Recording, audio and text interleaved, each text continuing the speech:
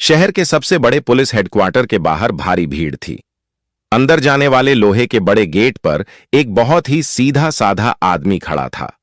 उसके कपड़े पुराने थे और हाथ में एक छोटा सा टिफिन था। तभी अंदर से एक लाल बत्ती वाली गाड़ी सायरन बजाती हुई रुकी। गाड़ी से उतरी शहर की सबसे कड़क पुलिस अफसर इंस्पेक्टर मीरा। सब लोग डर के मारे उन्हें सलाम कर रहे थे। उस सीधे साधे आदमी ने भी प्यार से आगे बढ़कर मीरा को टिफिन देना चाहा, लेकिन मीरा ने उसे घूर कर देखा और तेज आवाज में अपने सिपाहियों से कहा, यह आदमी कौन है? मैं इसे नहीं जानती। यह मेरा कोई नहीं है। इसे यहां से बाहर निकालो। आदमी की आंखें छलक आईं। वह बिना कुछ कहे चुपचाप पीछे मुड़ गया। लेकिन तभी अचानक हेडक्वार्टर के बाहर बहुत सारे सायरन गूंजने लगे। देश के सबसे बड़े आर्मी जनरल साहब का काफिला वहां रुक गया। पूरी पुलिस फोर्स सावधान की मुद्रा में खड्डधी हो गई। मीरा ने भी तनकर सैल्यूट किया। जनरल साहब गाड़ी से उतरे। उनकी नजर उस सीधे साधे आदमी पर पड़ी जो सिर झुकाए वहां से जा रहा था। जनरल साहब अचानक उसकी तरफ दौड़े और जाकर उस साधारण से आदमी के सामने तनकर खड़े हो गए। फिर उन्होंने अपना हाथ उठाया और एक बहुत ही शानदार सैल्यूट मारा। पूरा पुलिस स्टेशन सुन्न रह गया। इंस्पेक्टर मीरा की तो सांसें ही रुक गईं। जो आदमी उसका पति था, जिसे उसने अभी अभी सबके सामने भिखारी समझकर बेइज्जत किया था, उसे देश का इतना बड़ा अफसर सैल्यूट क्यों कर रहा है? आखिर यह सीधा साधा आदमी है कौन? चलिए कहानी की शुरुआत में चलते हैं। यह कहानी है एक बहुत ही पुराने और खूबसूरत शहर की, जहां सुबह की शुरुआत मंदिरों की घंटियों और अजान की मीठी आवाज से होती थी। इसी शहर की एक पतली सी गली में कबीर नाम का एक लड़का रहता था। कबीर नाम की तरह ही बहुत शांत और प्यारा। उसे पैसों का कोई लालच नहीं था। वह शहर के उन गरीब और अनाथ बच्चों को मुफ्त में पढ़ाता था जिनके पास स्कूल जाने के लिए एक भी रुपया नहीं होता था। कबीर के पिताजी एक छोटी सी दर्जी की दुकान चलाते थे। वे अक्सर सोचते कि मेरा बेटा इतना सीधा है, इस चालाक दुनिया में कैसे जिएगा। दिन बीतते गए। कबीर की शादी मीरा नाम की एक लड़की से हो गई। मीरा बहुत तेज और होशियार थी। उसका एक ही सपना था, पुलिस अफसर बनना। लेकिन अफसर बनने की पढ़ाई के लिए बड़े शहर जाना था और उसके लिए बहुत सारे पैसे चाहिए थे। कबीर ने अपनी पत्नी का सपना पूरा करने की ठान ली। उसने अपनी रातों की नींद छोड़ दी। दिन में वह गरीब बच्चों को पढ़ाता और रात में पिताजी के साथ बैठकर लोगों के कपड़े सिलता। यहां तक कि उसने अपनी मां के छोटे से गहने भी बेच दिए ताकि मीरा बड़े शहर जाकर पढ़ाई कर सके। मीरा शहर चली गई। कबीर यहां खुद आधा पेट खाना खाता, फटे कपड़े पहनता, लेकिन मीरा को हर महीने पूरे पैसे भेजता। वह सोचता, जब मेरी मीरा अफसर बनेगी तो कितने गरीबों का भला करेगी। आखिरकार वह खुशी का दिन आ ही गया। मीरा का सिलेक्शन हो गया। वह एक बड़ी पुलिस अफसर बन गई। पूरे शहर में ढोल नगाड़े बजे। कबीर की आंखों में खुशी के आंसू थे। उसे लगा जैसे उसकी सारी मेहनत सफल हो गई। कुछ दिन बाद मीरा अपनी चमचमाती वर्दी पहनकर घर लौटी। उसके कंधों पर लगे सितारे चमक रहे थे। पूरा मोहल्ला उसे देखने आया था। कबीर खुशी से दौड़कर उसके पास गया। लेकिन मीरा की आंखों में अब वो पहले वाला प्यार नहीं था। उसने कबीर के पुराने और मैले कपड़ों को देखा और पीछे हट गई। उसे अचानक कबीर से बहुत शर्म आने लगी। उसे लगा कि वह इतनी बड़ी अफसर है और उसका पति एक मामूली सा गरीब मास्टर। जब मीरा घर के अंदर आई तो उसने कबीर से ठीक से बात भी नहीं की। कबीर ने बड़े प्यार से उसके लिए अपने हाथों से खाना बनाया था।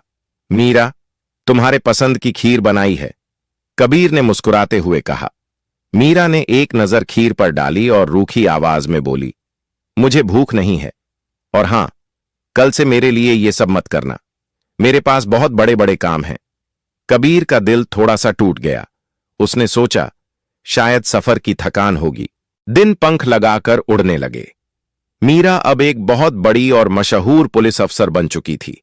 कुछ ही महीनों में उसका ट्रांसफर एक बहुत बड़े शहर में हो गया। कबीर, जो कभी अपने मोहल्ले का सबसे प्यारा मास्टर जी हुआ करता था, उसने बिना कुछ सोचे अपना छोटा सा स्कूल, बच्चों की हंसी और पिताजी की पुरानी दर्जी की दुकान सब कुछ छोड़ दिया। वह अपनी पत्नी मीरा का साथ देने के लिए बड़े शहर आ गया। उन्हें सरकार की तरफ से रहने के लिए एक बहुत बड़ा और सुंदर बंगला मिला। बंगले के बाहर संतरी पहरा देते थे। लेकिन उस इतने बड़े बंगले में कबीर की दुनिया बहुत छोटी हो गई थी। वह सिर्फ रसोई और घर के कामों तक सिमट कर रह गया था। सुबह होते ही कबीर सबसे पहले उठता। वह मीरा के लिए चाय बनाता, नाश्ता तैयार करता और बहुत ही प्यार से उसकी खाकी वर्दी पर प्रेस करता। जब वह वर्दी के चमकते हुए सितारों पर हाथ फेरता तो उसे बहुत गर्व होता था। उसे लगता था कि ये सितारे उसकी अपनी मेहनत से चमक रहे हैं। लेकिन मीरा अब पूरी तरह बदल चुकी थी। अब वह कबीर से सीधे मुंह बात तक नहीं करती थी। जब भी कबीर प्यार से कुछ पूछता तो वह चिढ़ जाती। कबीर के पुराने और सादे कपड़े अब मीरा को एक बोझ लगने लगे थे। उसे लगता था कि इतना साधारण इंसान एक तेज तर्रार पुलिस अफसर का पति कैसे हो सकता है। एक शाम की बात है। मीरा के बंगले पर शहर के कुछ बड़े पुलिस वाले वीआईपी लोग दावत पर आए हुए थे। पूरा घर हंसी मजाक और शानदार खुशबू से महक रहा था। कबीर रसोई में पसीने से लथपथ होकर सबके लिए पकौड़े और चाय बना रहा था। वह एक पुरानी सी ट्रे में चाय लेकर बाहर हॉल में आया। तभी एक नए पुलिस अफसर ने मीरा से पूछा, मैडम जी, ये सीधे सादे से भैया कौन हैं? मैंने इन्हें अक्सर आपके घर के काम करते देखा है। कमरे में अचानक शांति छा गई। कबीर के कदम वहीं रुक गए। उसके दिल की धड़कन तेज हो गई। वह उम्मीद भरी नजरों से मीरा की तरफ देखने लगा कि शायद आज मीरा गर्व से कहेगी कि ये मेरे पति हैं, जिनकी वजह से मैं आज इस मुकाम पर हूं। लेकिन मीरा ने कबीर की तरफ एक बहुत ही ठंडी और कठोर नजर से देखा। फिर वह मुस्कुराते हुए बोली, अरे ये हमारे गांव से आए हैं। बहुत गरीब थे तो मैंने इन्हें अपने घर का कामकाज देखने के लिए रख लिया है। एक तरह से घर के नौकर हैं। यह शब्द सुनते ही कबीर के हाथ से ट्रे छूटते छूटते बची। गरम चाय की कुछ बूंदें उसके हाथ पर गिरीं, लेकिन उसे वो जलन महसूस नहीं हुई, क्योंकि उसके सीने में जो दर्द उठा था वह उस चाय की जलन से 1000 गुना बड़ा था। कबीर ने अपना सिर नीचे झुका लिया। उसकी आंखों में आंसू भर आए थे, लेकिन उसने उन्हें छलकने नहीं दिया। वह चुपचाप बिना कुछ कहे वापस रसोई में चला गया। उस रात कबीर खाना नहीं खा सका। वह बस खिड़की के बाहर गिरती हुई बारिश को देखता रहा और उसकी आंखों से भी खामोश आंसू बहते रहे। अगले दिन सुबह सुबह मीरा बिना नाश्ता किए ही गुस्से में हेडक्वार्टर चली गई। वह इतनी जल्दी में थी कि अपनी एक बहुत ही जरूरी फाइल और अपना टिफिन घर पर ही भूल गई। कबीर जानता था कि अगर मीरा को समय पर फाइल नहीं मिली तो बड़े अफसर उस पर गुस्सा करेंगे। कबीर ने जल्दी से टिफिन पैक किया। फाइल को लेकर पैदल ही पुलिस हेडक्वार्टर की तरफ दौड़ पड़ा। कबीर भागते हुए पुलिस हेडक्वार्टर की तरफ जा रहा था। उसने मीरा की जरूरी फाइल को अपने सीने से कसकर चिपका रखा था। हांफते हुए कबीर हेडक्वार्टर के बड़े से लोहे के गेट पर पहुंचा। वहां बंदूक लिए 2 कड़क संतरी खड़े थे। उन्होंने कबीर को रोक लिया। अरे ओ भाई, कहां घुससे जा रहे हो? ये कोई धर्मशाला नहीं है, एक संतरी ने कड़क आवाज में कहा। कबीर ने कांपते हुए हाथों से टिफिन और प्लास्टिक में लिपटी फाइल आगे की। भैया, मुझे अपनी पत्नी इंस्पेक्टर मीरा जी को यह देना है। वे इसे घर पर भूल गई थीं, कबीर ने बहुत ही धीमे और मीठे स्वर में कहा। दोनों संतरी एक दूसरे का मुंह देखने लगे। फिर वे जोर जोर से हंसने लगे। एक सिपाही ने मजाक उड़ाते हुए कहा, मैडम की फाइल और तू शक्ल देखी है अपनी? जा जा, भाग यहां से। लेकिन तभी किसी ने अंदर जाकर मीरा को बता दिया कि गेट पर कोई फटेहाल आदमी खड़ा है और खुद को उनका पति बता रहा है। कुछ ही पल बाद थाने के अंदर से मीरा तेज कदमों से बाहर आई। उसकी आंखों में ऐसा गुस्सा था जैसे वह अभी कबीर को भस्म कर देगी। उसे देखकर सारे सिपाही एकदम शांत हो गए। पूरा थाना उन्हें ही देख रहा था। कबीर ने मुस्कुराने की कोशिश की। उसने प्यार से कहा, मीरा, तुम बहुत जल्दी में थीं। यह जरूरी फाइल और तुम्हारा खाना। चुप रहो। मीरा इतनी जोर से चिल्लाई कि उसकी आवाज सुनकर कबीर सहम गया। मीरा ने चारों तरफ देखा। सारे सिपाही और पुलिस वाले कानाफूसी कर रहे थे। मीरा का घमंड जाग उठा। उसने कबीर की तरफ उंगली उठाते हुए कहा, तुम्हारी हिम्मत कैसे हुई यहां आने की? मैंने तुम्हें मना किया था ना कि मेरे ऑफिस के आसपास भी मत भटकना। कबीर की आंखें चौड़ी हो गईं। लेकिन मीरा, यह फाइल बहुत जरूरी थी। मुझे लगा मुझे तुम्हारी कोई जरूरत नहीं है। मीरा बीच में ही बोल पड़ी। फिर उसने सबके सामने बहुत ही चुभने वाली आवाज में कहा, सब लोग सुन लो, यह मेरा पति नहीं है, यह तो मेरे घर का एक मामूली नौकर है। और तुम मेरी बदनामी हो। किस मुंह से मेरे सामने खड़े रहते हो? यहां से चले जाओ और फिर कभी अपनी यह मनहूस शक्ल मुझे मत दिखाना। ये शब्द कबीर के दिल पर किसी तेज चाकू की तरह लगे। तुम मेरे पति नहीं हो, नौकर, बदनामी। कबीर के पैरों तले जमीन खिसक गई। उसकी आंखों से आंसुओं की धारा बह निकली। उसने कोई जवाब नहीं दिया। ना उसे गुस्सा आया, ना उसने कोई शिकायत की। बस उसके अंदर एक बहुत गहरा सन्नाटा छा गया। कबीर के कांपते हाथों ने वह टिफिन और फाइल वहीं जमीन पर रख दी। उसका दिल टूटकर चकनाचूर हो चुका था। वह भारी कदमों से पीछे मुड़ा और अपना सिर झुकाए धीरे धीरे गेट की तरफ जाने लगा। तभी अचानक दूर से बहुत तेज सायरन की आवाज आने लगी। पूं पूं पूं। कई सारी गाड़ियां एक साथ पुलिस स्टेशन के अंदर घुसीं। उन गाड़ियों पर लाल बत्ती लगी थी और आगे तिरंगा झंडा लहरा रहा था। यह देश के सबसे बड़े और सख्त आर्मी जनरल साहब का काफिला था। पूरे पुलिस स्टेशन में हड़कंप मच गया। सब सिपाही भाग भाग कर लाइन में खड़े होने लगे। मीरा भी अपना गुस्सा भूलकर एकदम सावधान की मुद्रा में तन कर खड़ी हो गई। गेट के पास खड़ा कबीर चुपचाप एक किनारे हट गया ताकि बड़े साहब की गाड़ी निकल सके। जनरल साहब अपनी गाड़ी से बाहर निकले। उनकी वर्दी पर लगे मेडल चमक रहे थे। उनका रुतबा देखकर सबकी आंखें झुक गईं, लेकिन जनरल साहब की नजरें किसी को ढूंढ रही थीं। अचानक उनकी तेज नजर उस सीधे सादे भीगे हुए कबीर पर पड़ी जो सिर झुकाए वहां से जा रहा था। जनरल साहब के कदम वहीं ठिठक गए। अचानक जनरल साहब ने अपने कदम आगे बढ़ाए। मीरा को लगा कि शायद जनरल साहब उसकी शानदार वर्दी और कड़क ड्यूटी को देखकर उससे मिलने आ रहे हैं।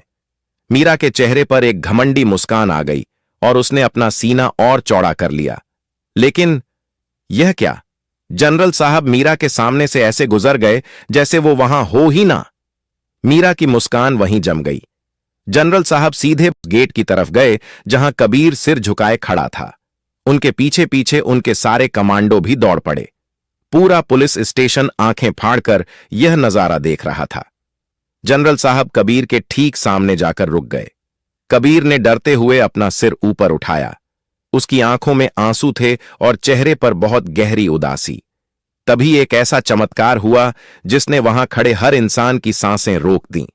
जनरल साहब ने अपना दायां हाथ उठाया और उस फटेहाल मामूली से कबीर को एक बहुत ही कड़क और शानदार सैल्यूट मारा।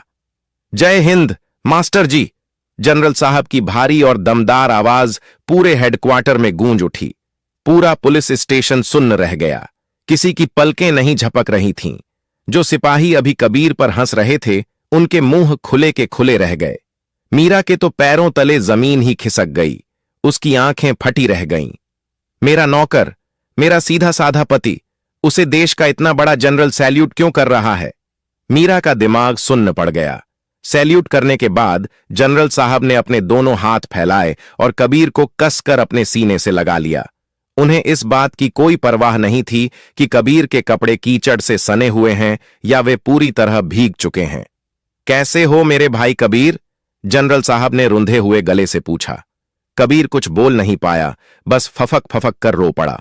उसकी सारी तकलीफ, सारा अपमान जनरल साहब के गले लगकर आंसुओं में बह निकला। जनरल साहब ने कबीर के कंधे पर हाथ रखा और पीछे मुड़कर पूरे पुलिस स्टेशन की तरफ देखा। उनकी आंखें गुस्से से लाल थीं। उनकी नजर सीधा इंस्पेक्टर मीरा पर जाकर रुकी। जनरल साहब बहुत ही ऊंची और कड़क आवाज में बोले, आज मैं जिस मुकाम पर हूं, मेरी वर्दी पर जो ये मेडल चमक रहे हैं, वो सब इस इंसान की वजह से हैं। जब मैं छोटा था, मेरे माता पिता नहीं थे। मैं अनाथ था। मेरे पास स्कूल की फीस भरने के पैसे नहीं थे।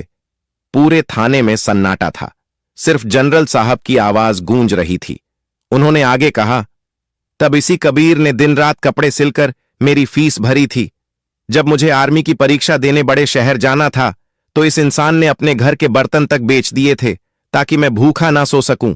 इसने मुझे पढ़ाया, मुझे इंसान बनाया। तुम सब मुझे सैल्यूट कर रहे हो ना, लेकिन असल में सैल्यूट के लायक सिर्फ यह इंसान है। और आज इसी भगवान जैसे इंसान को इस थाने में जलील किया गया। यह सुनकर मीरा के कानों में जैसे शीशा पिघल कर गिर गया हो। उसका पूरा शरीर कांपने लगा। उसे अपने ही कहे हुए शब्द याद आने लगे। तुम मेरे पति नहीं हो, तुम एक नौकर हो, तुम मेरी बदनामी हो। मीरा को अचानक अपनी चमचमाती वर्दी बहुत भारी लगने लगी। जिस कुर्सी, जिस रुतबे पर वह घमंड कर रही थी, वह सब कबीर की ही तो देन थी। जनरल साहब ने कबीर का हाथ पकड़ा और सम्मान के साथ उसे अपनी लाल बत्ती वाली गाड़ी की तरफ ले जाने लगे। कोई पुलिस वाला, कोई सिपाही अपनी जगह से हिलने की हिम्मत नहीं कर पा रहा था। मीरा वहीं खड़ी रह गई, बेबस और खाली। उसने आज बहुत कुछ खो दिया था, इतना बड़ा कुछ। जनरल साहब ने कबीर को बड़े ही सम्मान के साथ अपनी गाड़ी में बिठाया। गाड़ी धीरे धीरे थाने के गेट से बाहर निकल गई। इंस्पेक्टर मीरा वहीं जमीन पर खड़ी रह गई। आज उसे अपनी वो चमचमाती वर्दी बहुत भारी लग रही थी। उसके आसपास खड़े सिपाही चुपचाप उसे देख रहे थे, लेकिन किसी की आंखों में अब मीरा के लिए वो पहले वाली इज्जत नहीं थी। सब समझ गए थे कि मैडम ने क्या खो दिया है। रात का अंधेरा छा गया। मीरा अपने उस बहुत बड़े और शानदार बंगले में वापस आई। आज घर में एकदम सन्नाटा था। इतनी शांति थी कि दीवार पर टंगी घड़ी की टिक टिक भी कानों में चुभ रही थी। न दरवाजा खोलने वाला कोई कबीर था, न मुस्कुराकर चाय देने वाला। रसोई में कबीर का बनाया हुआ खाना वैसे ही ठंडा पड़ा था। मीरा फर्श पर बैठ गई। उसे याद आने लगा कि कैसे कबीर ने अपनी मां के गहने बेचे थे, कैसे वो खुद आधा पेट खाकर सोता था ताकि मीरा एक बड़ी अफसर बन सके। मीरा फूट फूट कर रोने लगी। उसे एहसास हो गया था कि उसने हीरे को कंकड़ समझकर फेंक दिया था, लेकिन अब बहुत देर हो चुकी थी। जो धागा एक बार टूट जाता है वो फिर आसानी से नहीं जुड़ता। उधर एक बड़े से गेस्ट हाउस में जनरल साहब ने कबीर को अपने हाथों से खाना खिलाया। फिर उन्होंने कबीर के हाथ पकड़कर कहा, मास्टर जी, आपने मेरे लिए अपना सब कुछ लुटा दिया। आज मैं आपके लिए क्या कर सकता हूं? आप जो मांगेंगे मैं वो आपके कदमों में रख दूंगा। कबीर ने अपने आंसू पोंछे। उसके चेहरे पर वही पुरानी, बहुत ही मीठी और प्यारी सी मुस्कान आ गई। उसने बहुत ही शांत आवाज में कहा, मुझे ना कोई पैसा चाहिए, ना बड़ा घर। मैं तो बस एक छोटा सा मास्टर हूं। अगर तुम सच में मेरे लिए कुछ करना चाहते हो तो उन गरीब और अनाथ बच्चों के लिए एक बड़ा सा स्कूल खोल दो, ताकि कोई भी बच्चा पैसों की कमी की वजह से पढ़ाई से ना छूटे। जनरल साहब की आंखें फिर से नम हो गईं। उन्होंने कबीर के पैर छुए और कहा, जी मास्टर जी, ऐसा ही होगा। दिन बीतते गए। कुछ महीनों बाद शहर में एक बहुत बड़ा और खुशी का दिन आया। शहर के बीचों बीच गरीब बच्चों के लिए एक बहुत ही बड़ा, सुंदर और मुफ्त स्कूल बनकर तैयार हुआ था। आज उसी स्कूल का उद्घाटन था। इस बड़े कार्यक्रम की सुरक्षा की जिम्मेदारी इंस्पेक्टर मीरा को दी गई थी। मीरा अपनी वर्दी पहनकर स्कूल के मेन गेट पर ड्यूटी दे रही थी। तभी कई सारी लाल बत्ती वाली गाड़ियां आईं। जनरल साहब गाड़ी से उतरे और उनके साथ कबीर था। कबीर ने आज भी बहुत ही सादे और साफ कपड़े पहने हुए थे। उसका चेहरा बहुत शांत और चमक रहा था। मीरा कबीर को देखकर हैरान रह गई। कबीर सीधा बड़े से मंच पर गया। जनरल साहब ने माइक पर सबके सामने कहा, आज इस स्कूल का उद्घाटन किसी बड़े नेता के हाथों से नहीं, बल्कि इस देश के सबसे बड़े इंसान के हाथों से होगा, और वो हैं हमारे प्यारे मास्टर कबीर। सब लोग अपनी जगह पर खड़े हो गए और जोर जोर से तालियां बजाने लगे। बच्चे खुशी से झूमने लगे। मीरा, जो गेट पर ड्यूटी कर रही थी, उसकी आंखों से आंसुओं की नदी बहने लगी। आज कबीर सबसे ऊंची जगह पर खड़ा था। कार्यक्रम खत्म होने के बाद मीरा हिम्मत जुटाकर धीरे धीरे कबीर के पास गई। उसकी आवाज कांप रही थी। मुझे माफ कर दो कबीर, मैंने तुम्हें बहुत छोटा समझा। मुझे लगा कि मेरी वर्दी और मेरी कुर्सी ही दुनिया की सबसे बड़ी चीज है। कबीर कुछ देर चुप रहा। उसने मीरा की आंखों में देखा और बहुत ही प्यार से लेकिन गहरी आवाज में कहा, मीरा, कोई भी नौकरी, कुर्सी या पैसा इंसान को बड़ा नहीं बनाता। इंसान को बड़ा बनाते हैं उसके संस्कार, उसकी अच्छाई और उसका किरदार। तुमने वर्दी तो पहन ली थी, लेकिन इंसानियत उतार दी थी। मीरा रोते हुए कबीर के सामने झुक गई। कबीर ने एक लंबी सांस ली और कहा, मैंने तुम्हें माफ किया मीरा, लेकिन अब हमारे रास्ते अलग हैं। तुम अपनी वर्दी से देश की सेवा करो और मैं इन बच्चों की जिंदगियां संवारूंगा। इतना कहकर कबीर पीछे मुड़ा और उन हंसते खेलते गरीब बच्चों के बीच चला गया, जहां उसकी असली दुनिया थी। असली खुशी थी। मीरा बस आंसुओं भरी आंखों से उसे जाते हुए देखती रह गई। मीरा अब समझ चुकी थी कि घमंड इंसान को अंधा कर देता है, और जो लोग शांत रहकर दूसरों का भला करते हैं, असल में वही दुनिया के सबसे बड़े हीरो होते हैं। प्यारे दोस्तों, अगर यह कहानी आपके दिल को छू गई हो और आपको इससे कुछ सीखने को मिला हो, तो कमेंट बॉक्स में अपनी राय जरूर लिखें। साथ ही यह भी बताइए कि आप किस जगह से यह कहानी देख रहे हैं। अगर आप हमारे चैनल पर नए हैं, तो चैनल को लाइक और सब्सक्राइब जरूर करें, ताकि ऐसी ही सच्ची, मीठी और भावनात्मक कहानियां आप तक लगातार पहुंचती रहें। अपना ख्याल रखें। जय हिंद।